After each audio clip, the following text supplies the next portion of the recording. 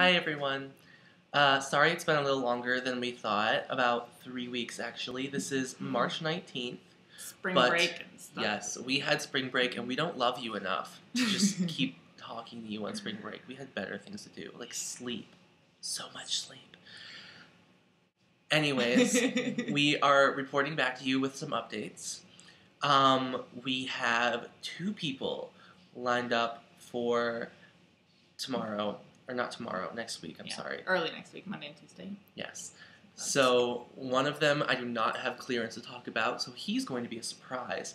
However, the magnificent Zoe Renee Jackson has told me that I have full clearance to rave about her because she's awesome like that. And we're going to be interviewing her on Monday. She's a student right here in Cleveland. She is a transgendered woman and a very strong advocate for that. She's involved in lots of things like her school's GSA and the NEO, which is the Northeast Ohio Alliance. Yes. It's actually become NEOHA because we had to put in the A for the Alliance part. So it's NEOHA, which kind of sounds interesting. Yeah. But it's more fun than NEO. It's cool. Anyway. Yeah, maybe a little less nerd, a little more Hawaii. I like it. Yeah. Anyways, so that's coming up, and next week, we're going to try next week to give you another vlog entry, so we'll be able to discuss how amazing their comments were, but right now, we don't know anything, because it hasn't happened yet. Anyways, our lovely teacher has informed us that, oh, by the way, I hope you guys all know, we're not just doing this for fun, it's a project for a class. Like grades and stuff. Yeah, gag. Anyways, really, that's another point. People, send this to your friends. If people don't know about our documentary, nobody's going to see it. And then it's not going to do anything. Exactly. So I fully expect this next thing to get a bajillion views as you send it to your entire Facebook friend list. Because I know that you can all do it. Because you all have 10 million friends on Facebook.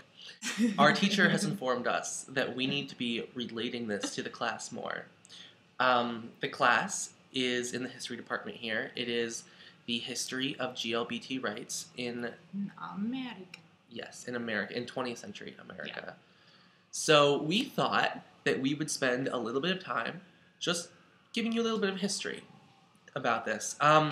Specifically, we were thinking about the image that gay people have been presenting. Because, that's what we're doing here. We're trying to present an image that will help sway the minds of voters and other people who might donate their time or money or anything that they can possibly do to support other people. So, the movement technically started a lot earlier than anybody thought. It started in 20s or 30s, really. But it wasn't extraordinarily successful until the 50s with the foundation of the Mattachine Society. Now, the Mattachine Society was, it's not in existence anymore, I'm sad to say. It started in the 50s, and it was like the first national gay organization. It started more because there were some guys who they didn't like how gay people were hiding all the time, and they didn't like how the only place to see other gay people was at a bar. Bars, yeah. They didn't like the bar scene. So they decided, hey, we're going to make a group. And it took like 2 years to even get that started. Because, getting people to sign and be officers of a gay group, that's like practically committing suicide then. Yeah. I think a lot of people don't realize, how recent gay, not even gay equality, just gay safety is. Like, even 10, 20 years ago, you could get lynched. Even now, people still get lynched for being gay. Mm-hmm. It's a bigger deal than you guys think. So yeah, they started this first group, and not too many years later, the Daughters of Bilitis started. That was the equivalent group for lesbians, and they had their newsletters, and they planned events, and, at least in my opinion, they remained relatively small. They had they were a national organization. They had chapters in all the major cities, but most of the chapters had 20 or 30 people coming to meetings, and it wasn't huge, except for one small period when the Mattachine Society decided to dedicate themselves to holding like support groups and discussions, it got really popular then. When they got political, it never really was all that gigantic, so they didn't accomplish too much. But what they did that I thought was important and relevant to this discussion here is that they tried to present this image of complete respectability of gay people. You know, they would have these protests where the women would wear professional women's business suits, and the men would wear, you know, a shirt and tie and the blazer, and they just looked very nice and snazzy. And the whole point was to say that gay people are not deranged, psychopathic, predators, sexual, everything. Like back then, a lot of people thought that, you know, gay people were just a step above animals, like completely not in control of their sexual desires. And you know, the point was to try to say no, that's not the case. We're just like everybody else. And this was stuck with for a good 20 years. There's 20 years of that being the general political mechanism. You know, and there were other things. They published newsletters. Like Daughters of Bilitis had the Ladder. What was the Mattachine Society publication? Wasn't it One Magazine? One? Was that Mattachine? I think that was well, it wasn't technically Mattachine, but it was kind of affiliated. I think they had their own newsletter, but I can't remember what it is. I'm sorry, everyone. But anyways, around the 70s, there was kind of a switch. Some younger groups popped up, and they were composed of younger, sort of, you know, flower child kind of people.